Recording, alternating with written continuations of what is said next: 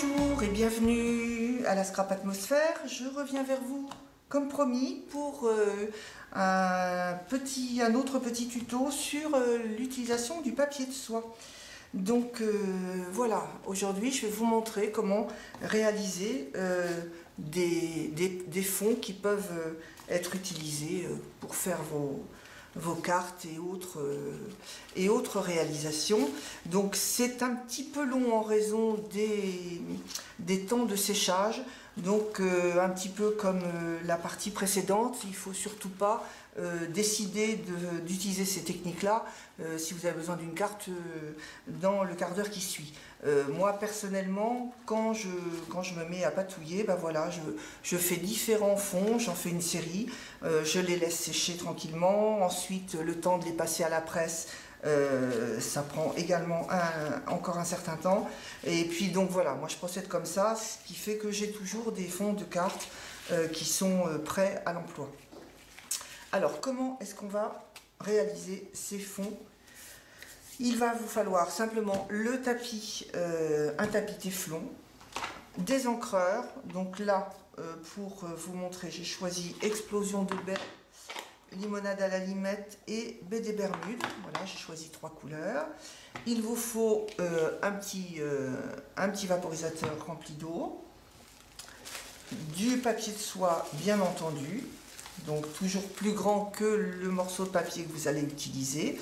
Donc le morceau de papier là est carré, mais en l'occurrence on fait exactement ce qu'on veut, bien entendu, ça dépend de ce qu'on veut en faire. En général, moi je fais plus grand, ce qui me permet après de retailler dedans un petit peu sans trop de contraintes, parce que si on fait des éléments trop petits, ensuite on peut être un petit peu limité au niveau de l'utilisation. Ayez également à portée de main donc des serviettes en papier ou sopalin, papier absorbant. Et puis bah, bien sûr on va retrouver notre mélange de colle et d'eau. Et accessoirement les paillettes, comme l'autre jour si on veut mettre des paillettes. Donc comment est-ce qu'on va procéder? Tout simplement, voilà, j'ouvre mes encreurs.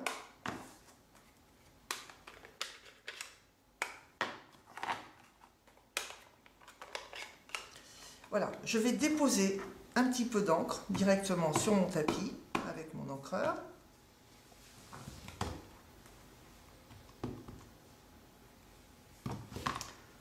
Limonade à la limette, voilà. Du coup, j'ai des encreurs pailletés maintenant. Ensuite, je vais pchiter assez généreusement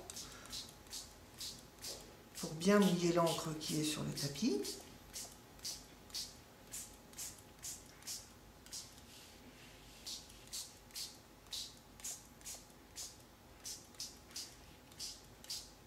N'ayez pas peur d'en mettre. Après, à vous évidemment de jouer un petit peu avec les dosages, les concentrations d'encre et d'eau, parce que le résultat est à chaque fois différent. Je prends mon papier de soie et je vais tout simplement le baigner dans l'encre. Le papier de soie est étonnamment solide hein, au regard de sa finesse. Voilà. Et une fois qu'il est bien mouillé, je vais le déposer sur mon papier absorbant. Voilà. Et ensuite, séchage. Je le redéplie. Donc l'intérêt de prendre un morceau de papier de soie plus grand que ce dont on a besoin, c'est aussi que il peut arriver qu'on déchire un petit peu les bords, parce que il est solide mais quand même sur les bords. Voilà, une fois qu'il est bien mouillé, c'est un petit peu délicat à attraper. Voilà.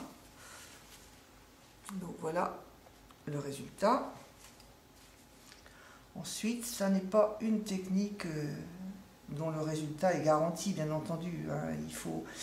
Il faut faire plein d'essais, et puis bah, parfois on est satisfait du résultat, et puis parfois on l'est moins.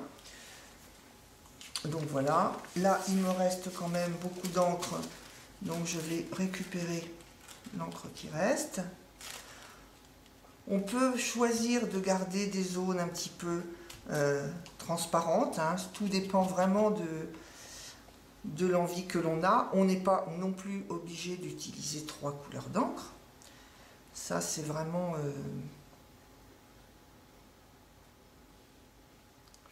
Voilà, je récupère toute l'encre qui reste.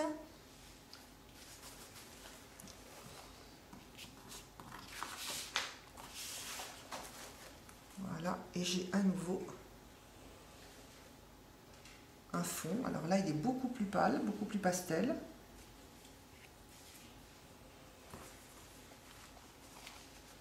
Voilà, je ne sais pas si vous voyez un petit peu ce que ça peut rendre. Donc, eh bien maintenant, on est en phase de séchage. Donc, je vais les laisser sécher tranquillement. Et puis, donc, voilà, je vais prendre un morceau que j'avais fait au préalable. Donc, comme la fois précédente, je froisse bien mon papier.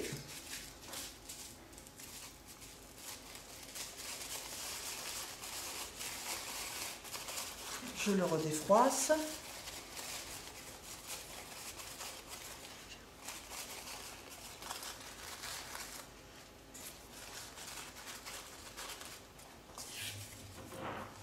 Je vais reprendre mon tapis téflon pour éviter de me coller sur mon sous-main comme l'autre jour.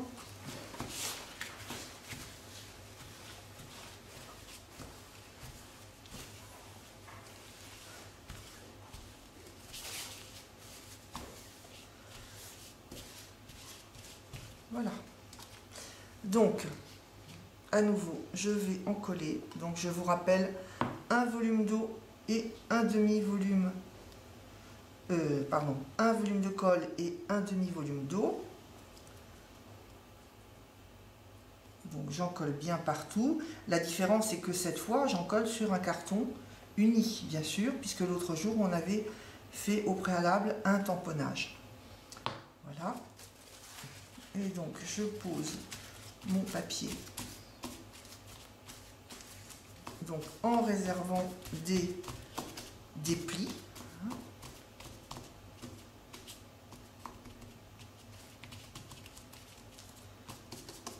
Voilà, j'applique une deuxième couche. Bon, la deuxième couche, elle a surtout aussi, enfin, elle a aussi l'intérêt de bien coller les stamping glitter.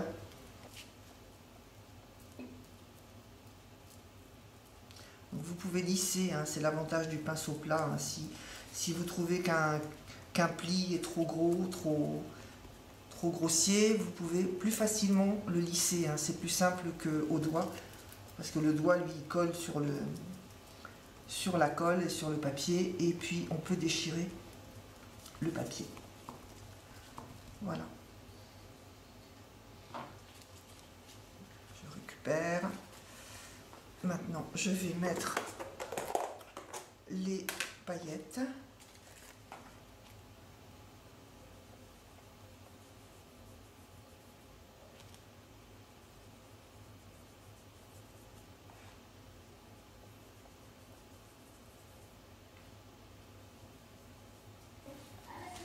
Alors voilà mes deux papiers colorés après séchage.